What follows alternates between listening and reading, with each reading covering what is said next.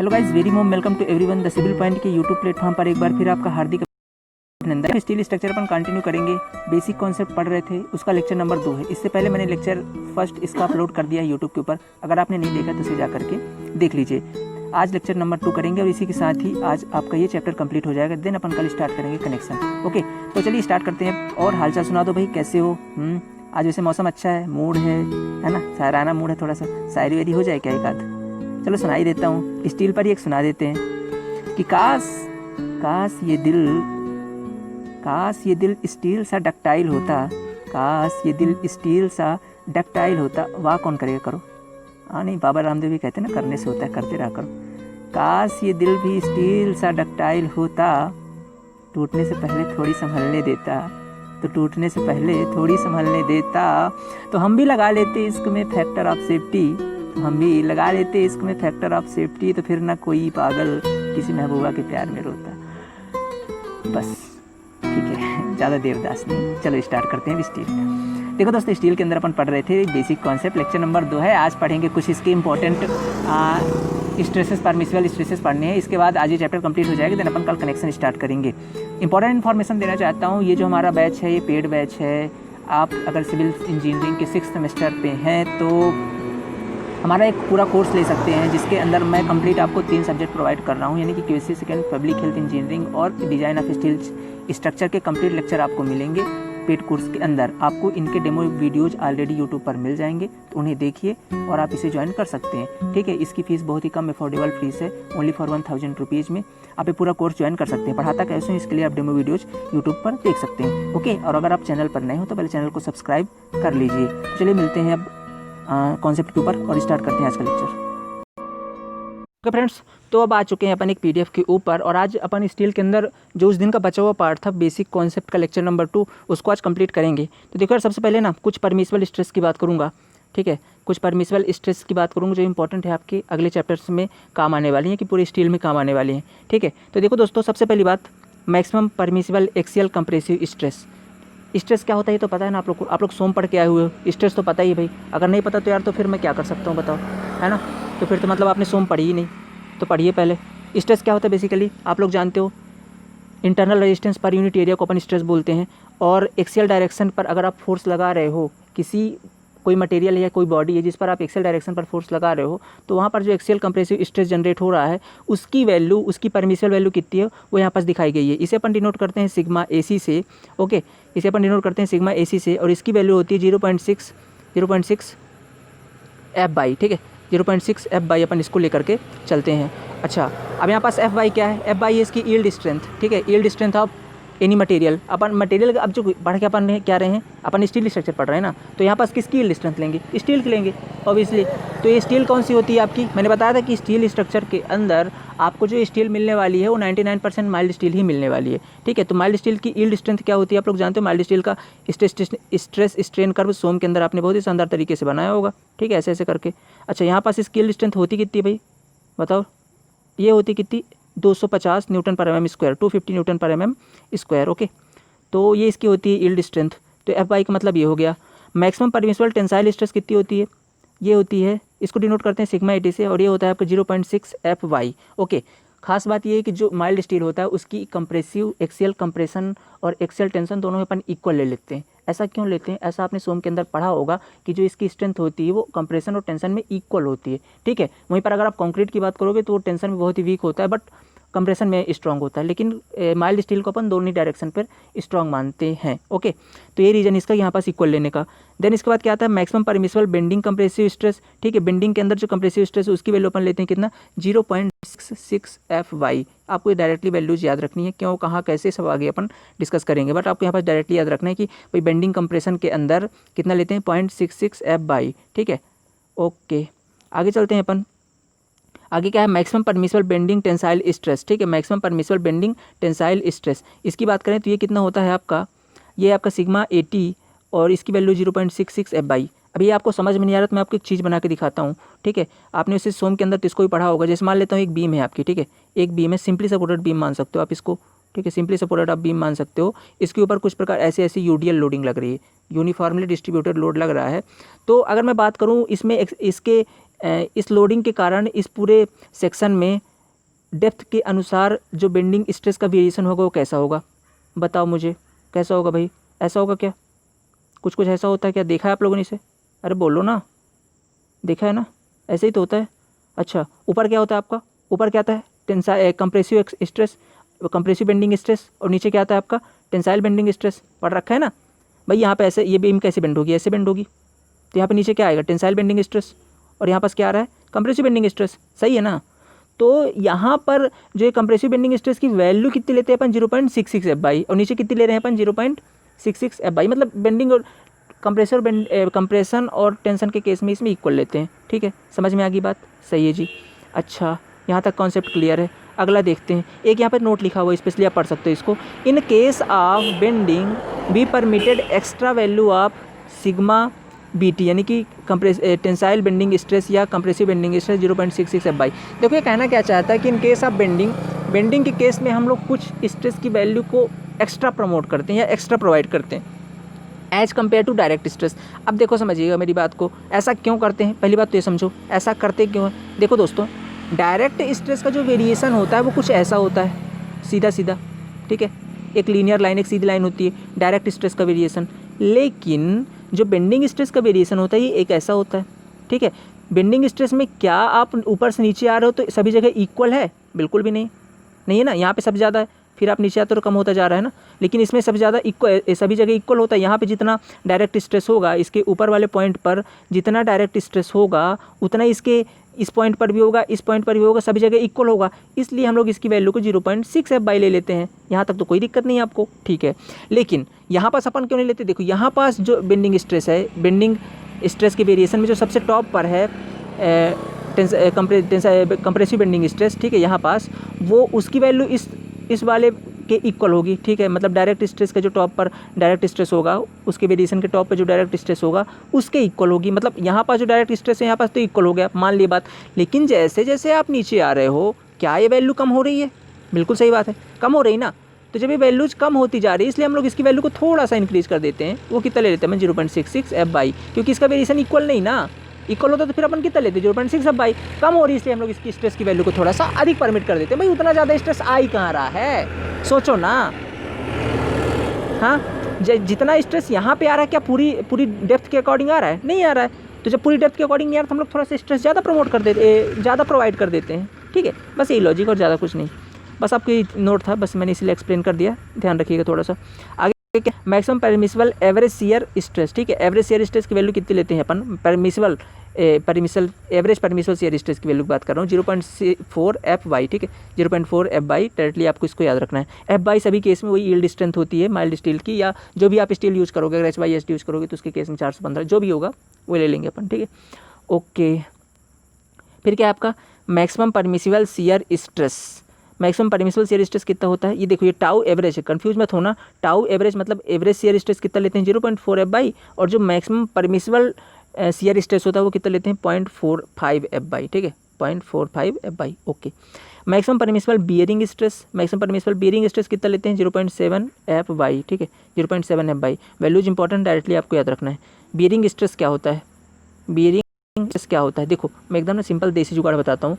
जब कोई एक बॉडी दूसरी बॉडी के ऊपर सब्जेक्टेड होती है, समझिएगा बात को, तो उनके कॉन्टेक्ट एरिया में जो स्ट्रेस डेवलप होता है उसे बियरिंग स्ट्रेस कहते हैं। आई बात समझ में, नहीं आई, नहीं चली दिमाग की बत्ती।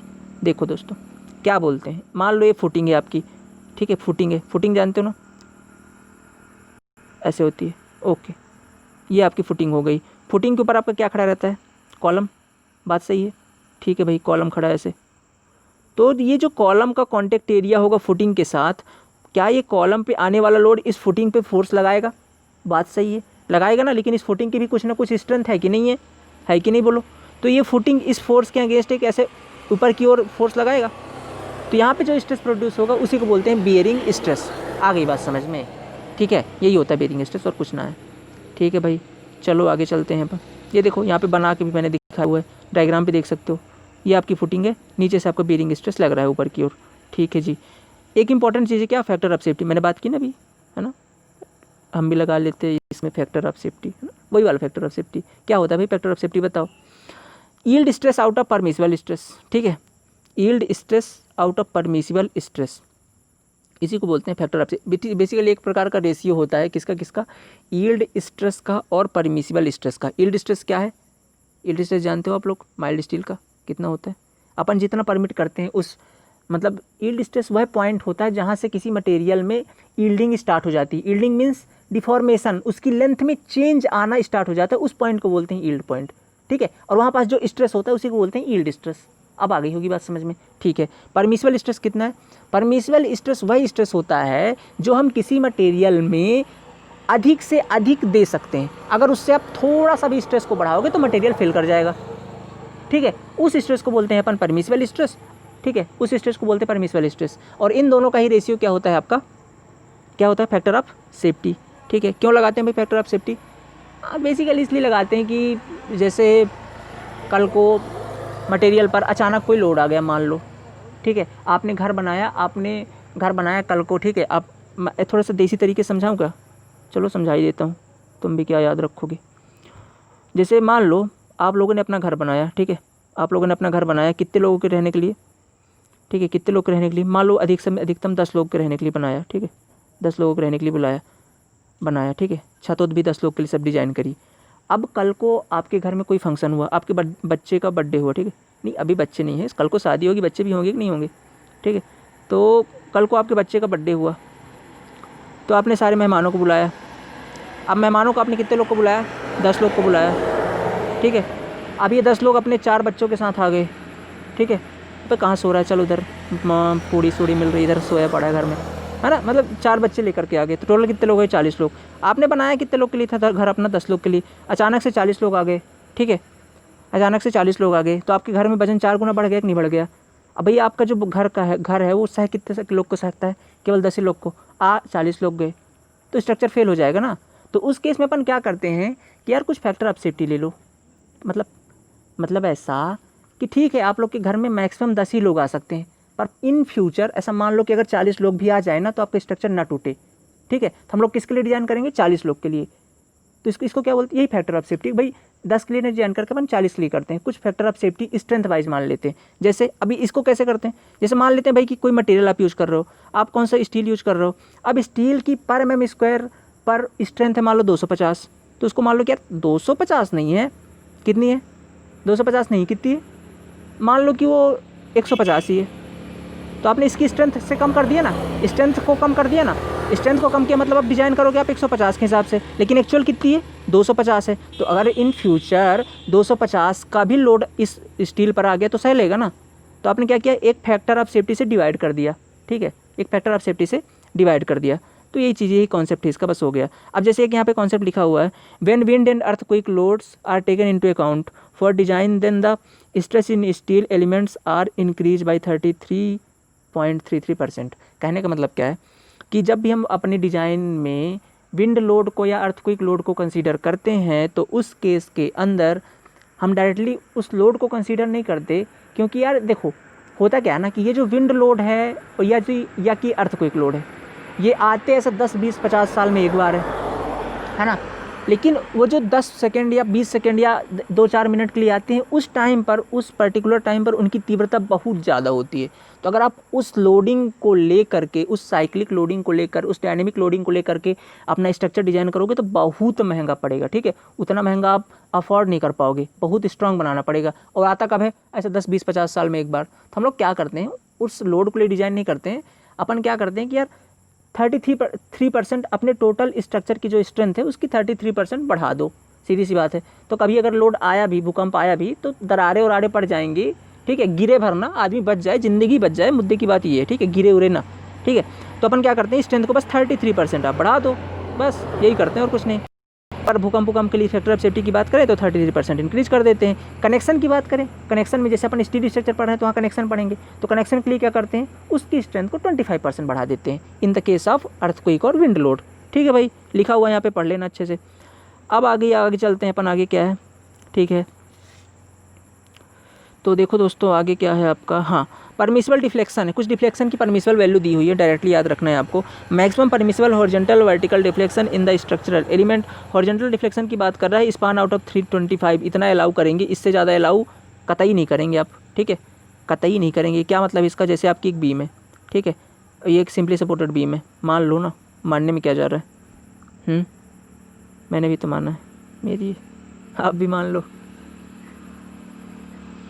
तो देखो दोस्तों, हॉरिजॉन्टल डिफ्लेक्शन की बात कर रहा है, ठीक है, हॉरिजॉन्टल एंड वर्टिकल, अच्छा बोथ डिफ्लेक्शन की बात कर रहा है। मान लेते हैं यार एक बीम है, ठीक है, अब ये बीम ऐसे डिफ्लेक्ट होगी, मान लो इसके ऊपर ऐसे ऐसे लोडिंग लग रही है, ठीक है, तो ये ऐसे डिफ्लेक्ट होगी, तो ये जो डिफ्लेक्शन है ये मैक्सिमम कितना होना चाहिए, कितना अलाउ करोगे, ठीक है, मैक्सिमम कितना होना चाहिए, तो ये आपका स्पान आउट ऑफ 325, इससे ज़्यादा बिल्कुल भी नहीं करोगे। स्पान क्या है, स्पान यहाँ से यहाँ तक लंबाई और बटे का 325 डिवाइड कर दो, उतना डिफ्लेक्शन अलाउ करोगे, ठीक है भाई। Permissible stress in Gentry girder ये कितना होता है भाई, तो देखो 2 केस दिए हुए हैं इसके अंदर। अभी गैंट्री वेंट्री गर्डर क्या है, अपन पढ़ आराम से, अभी सिर्फ आपको वैल्यू याद रखना, ठीक है, अभी पूरा टॉपिक पढ़ा है इन चैप्टर्स पे, अभी समझो बस। तो permissible stress in Gentry girder ये क्या होता है, मैनुअली ऑपरेटेड है अगर तो स्पान आउट ऑफ 500 याद रखना है। अब ये क्या है, सब चैप्टर में समझेंगे। मैनुअली ऑपरेटेड तो स्पान अपॉन 500, इलेक्ट्रिकली ऑपरेटेड है तो स्पान आउट ऑफ 750, ठीक है, जिसकी कैपेसिटी 50 टन से कम होनी चाहिए। देखो 2 तरीके से गैंट्री गर्डर यूज होते हैं, एक तो हाथ से ऑपरेट कर रहे हो, दूसरा मशीन लाइट से चल रही है। तो अगर हाथ से चल रहे हो आप तो स्पान आउट ऑफ 500 अलाउ करोगे डिफ्लेक्शन, लाइट से चल रहा है तो स्पान आउट ऑफ 750 कर दोगे, बस इतना ही अंतर है। और केस 3 भी दिया हुआ है कि इलेक्ट्रिकली ऑपरेटेड है, ठीक है, तो इस केस में आप इस ऑफ 1000, ठीक है, इस केस में स्पान आउट ऑफ 1000। अच्छा ये किसके लिए आपका, ये अगर ग्रेटर देन इसकी कैपेसिटी 50 टन से ज़्यादा हो तो उस केस में आपका तीसरा वाला है, और अगर 50 टन से कम है तो ये दूसरा वाला स्पान आउट ऑफ 750, ठीक है, ये आपको याद रखना है। अब देखो 3 चीज़ें और है, मेथड्स ऑफ डिज़ाइन, डिज़ाइन के कुछ मेथड, कैसे कैसे आप डिज़ाइन कर सकते हो अपने स्ट्रक्चर को। तो देखो दोस्तों, डिज़ाइन करने के बेसिकली 3 मेथड है, सिंपल डिज़ाइन, रिजिड डिज़ाइन और सेमी रिजिड डिज़ाइन, ठीक है।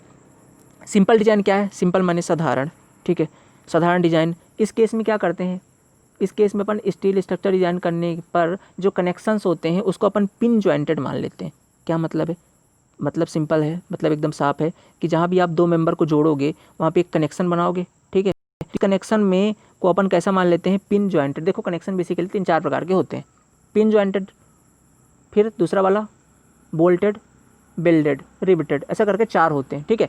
तो अपन मान के चलते हैं कि ये पिन जॉइंटेड कनेक्शन है, ठीक है, किस केस में, सिंपल जॉइंट के अंदर, मान लिया ना, चलो जी, इसी को बोलते हैं अपन सिंपल डिज़ाइन। इसके अंदर कुछ कुछ मान्यताएं हैं, मान्यताएं ये है कि bracing are provided from support, bracing provide करेंगे अपन, plastic analysis can not be done, plastic analysis नहीं करेंगे। अब देखो ये चीज़ें आपको मेरे को पता है पल्ले नहीं पड़ रही हूँ क्योंकि आपको अभी कुछ नहीं पता, बेसिक चैप्टर है इसलिए ज़्यादा डोज आप मत लो, कल कनेक्शन स्टार्ट करेंगे फिर आगे चीज़ समझ में आएंगी, ठीक है। अभी 3 चीज़ याद रखनी है, 3 प्रकार की डिज़ाइनिंग होती हैं, सिंपल डिज़ाइन, रिजिड डिज़ाइन और semi rigid design. Simple design के अंदर कनेक्शन को मान लेते हैं पिन जॉइंटेड, रिजिड डिज़ाइन के अंदर कनेक्शन को मान लेते हैं वेल्डेड। क्यों, क्योंकि वेल्डेड के अंदर आप मर जाओ यार लोड लगा लगा के, टूटेगा तो सीधे टूटेगा, डिफ्लेक्शन अलाउ नहीं वहाँ पे, मुड़ेगा घूमेगा नहीं। कहने का मतलब क्या है कि जैसे मान लो 2 कनेक्शन है, ये लो और ये लो, ठीक है, ये मैंने दोनों को जोड़ दिया।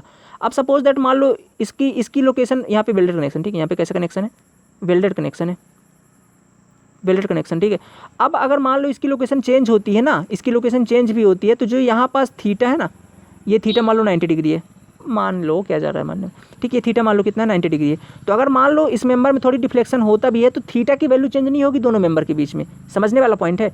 अभी मान लो दोनों मेंबर के बीच कितना है 90 डिग्री है, ठीक है, तो अगर कल को इसमें चेंज भी आता है तो दोनों मेंबर घूमेंगे साथ में, ऐसे घूमेंगे दोनों, ठीक है, ऐसे ये इधर घूम गया और ये ऐसे इधर घूम जाएगा, तो ये जो एंगल है थीटा डिग्री ये बरकरार रहेगा। एंगल जो है वो हमेशा इक्वल रहता, मतलब वही एंगल रहता है, एंगल चेंज नहीं होता है चाहे डिफ्लेक्शन कितना भी आ जाए in the case of rigid design. Semi rigid design क्या है, देखो सेमी रिजिड डिजाइन कुछ नहीं, एक जुगाड़ है, ठीक है, एक जुगाड़ है कि भाई न तो आप पूरी तरह से सिंपल डिजाइन करो ना तो पूरी तरह रिजिड करो, है ना, क्योंकि यार पूरी तरह पॉसिबल नहीं है एक्चुअली ये चीज़ें करनी, है ना, रिजिड डिजाइन करना पॉसिबल ही नहीं चाहिए पूरी तरह से। क्या है अभी समझेंगे जब चैप्टर पे आएंगे तो इसीलिए अपन क्या करते हैं, सेमी रिजिड डिजाइन नहीं, एक्चुअली मैं बोल रहा हूँ सेमी रिजिड डिजाइन करना पॉसिबल नहीं, ठीक है, मतलब पूरी तरह या तो आप रिजिड करोगे या तो पूरी तरह सिंपल करोगे, बट एक जस्ट कॉन्सेप्ट है, अपन इसको यूज करते नहीं है, समझ लो सेमी रिजिड डिजाइन क्या है, ना तो पूरी तरह रिजिड होगा ना तो पूरी तरह सिंपल होगा, ठीक है। तो ऐसे करके 3 मेथड होती हैं आपकी डिजाइन की, और बस यहीं तक है ये बेसिक, इसका बेसिक इतना ही है। अब अगर चलेंगे अपन सीधा सा किसके अंदर, चैप्टर के अंदर, चैप्टर फर्स्ट सेकंड होगा आपका क्या, कनेक्शन। बहुत इंपॉर्टेंट चैप्टर है, काफ़ी ज़्यादा क्वेश्चन भर भर के आए हुए हैं, चाहे आप कॉम्पिटेटिव एग्जाम दो चाहे आप जो भी अपना सिलेबस का दो, ठीक है। तो इंपॉर्टेंट चैप्टर है, पढ़ेंगे, कल स्टार्ट करेंगे बहुत ही शानदार तरीके से। और आपको बस एक ही चीज़ बताना चाहता हूँ, अगर आप पूरा कोर्स पढ़ना चाहते हो, बहुत ही शानदार तरीके से अपनी स्टडी कंटिन्यू करना चाहते हो, तो हमारे साथ जुड़ सकते हो। हमारा ये व्हाट्सएप नंबर है भाई, और अपने इस कोर्स को सब्सक्राइब कर सकते हो, ठीक है। ये कोर्स 99417400 ये व्हाट्सएप नंबर है, इस नंबर पर आप संपर्क कर सकते हो और अपना हमारा पूरा कोर्स ले सकते हो। सिविल 6 सेमेस्टर के लिए स्पेशली एक बैच है जो कि ओनली 1000 रुपीज़ में आपको कंप्लीट पैकेज है, PHE QSC सेकेंड और आपका इस डिज़ाइन ऑफ स्टील स्ट्रक्चर का, ठीक है। QSC सेकंड ऑलमोस्ट कंप्लीट हो चुका है, उसके भी डेमो लेक्चर्स, फर्स्ट चैप्टर के पूरे डेमो लेक्चर्स आपको यूट्यूब पे मिल जाएंगे। PHE के बेसिक लेक्चर आपको यूट्यूब पे मिल जाएंगे और उनके डेमो लेक्चर देखिए और पूरा कोर्स आप ज्वाइन कर सकते हैं। बहुत ही शानदार तरीके से डाउट सेशन भी वहाँ पे चल रहे हैं। ओके दोस्तों, चलिए मिलते हैं नेक्स्ट लेक्चर में, कल स्टार्ट करेंगे कनेक्शन। बाकी चलिए हंसते खेलते रहिए और okay, have a nice day.